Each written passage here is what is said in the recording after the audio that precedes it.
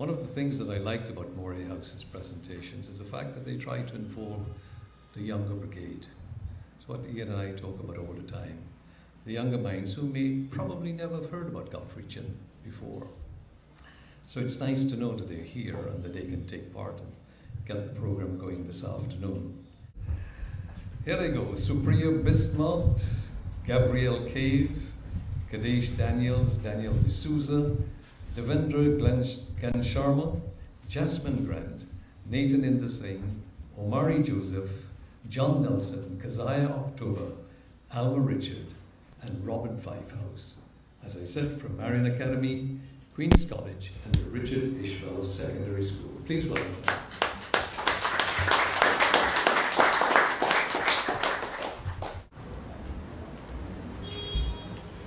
Georgetown is probably the least expensive capital city in the world to traverse with a taxi fare for one drop. Just $300 or $150 US, while the fare on any minibus route is $60 or 30 US cents.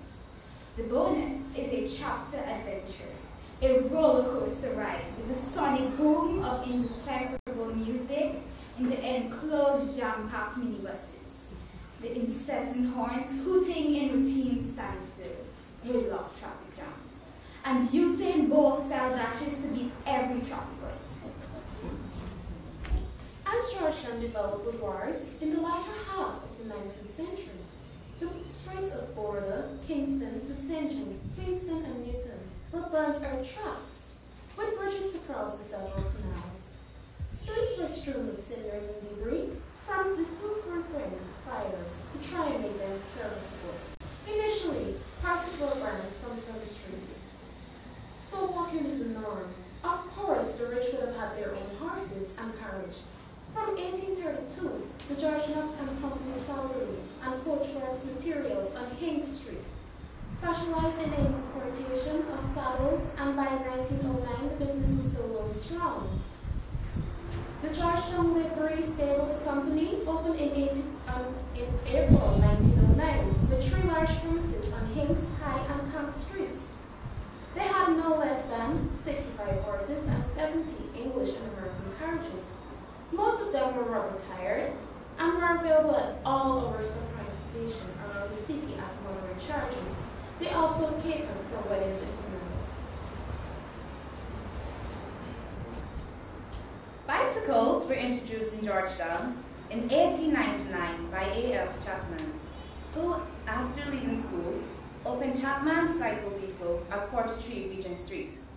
His models included Rovers, Swifts, Humbers, and Roger Whitworths. Competition at this time came from Franco and Fernand's on Commerce Street. Bicycles were the popular means of getting around the city, and bicycle sheds were mandatory at the workplace, schools, and cinemas. A bike was a popular incentive reward for scholastic achievements at the 11+ exam. There were many cycle rental shops around the city where a bicycle could be rented for 8 cents an hour after leaving your name in an exercise book. On January 17, 1891, Lady Germanson turned on the first electric lights in the city. Popular transportation around the city was by horse trams, but with the advent of electricity, the Demar Electric Company in Montreal purchased the Georgetown Tramways Company, and electric tram cars were inaugurated on February 25, 1901. The tram car service ended in February 1930. Central Garage commenced their service in 1915 at High Streets as dealers in automobiles, tires, and batteries. And the Central Filling Station opened at Hinks and South Street in 1929, supplying gasoline, oil, grease, and general car service with washing facilities. Esso Standard Oil commenced marketing petroleum products in Guyana in 1925 at 90 Water Street with their first outlet at the Starbuck Square. Shell and Texaco followed later. The Daily Chronicle in January 1934 listed bargains in trucks and cars as follows: Chevrolet with 4 new tires and battery, $350. A Chevrolet 1929 half-ton truck, $275. A Riley motorcycle, $135. A Ford Model T car, $175. In 1967, as the middle class started to own vehicles, these were the prices of motor cars locally. The Morris Minor, $3,600. The Oxford, $4,200 from Booker's Garage. The Hillman, $3,800 from Spronster's. Toyota Corona, $4,200. The Deluxe, $4,500. A Crown, $4,800 from Auto Supplies. An Austin, $4,500 from Godfrey.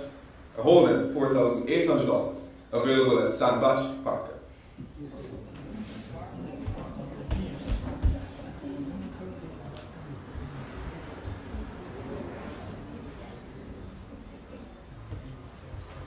Government introduced the Guyana Transport Service Limited. The first batch of taxi buses from India arrived in January 1974. The old railway station on Moray Street became the terminal. This service was discontinued because of high maintenance costs, and the locally built Tapir vans from Amelin were utilized for a while. Tapir buses in vintage conditions are still in operation today in the Skelton area.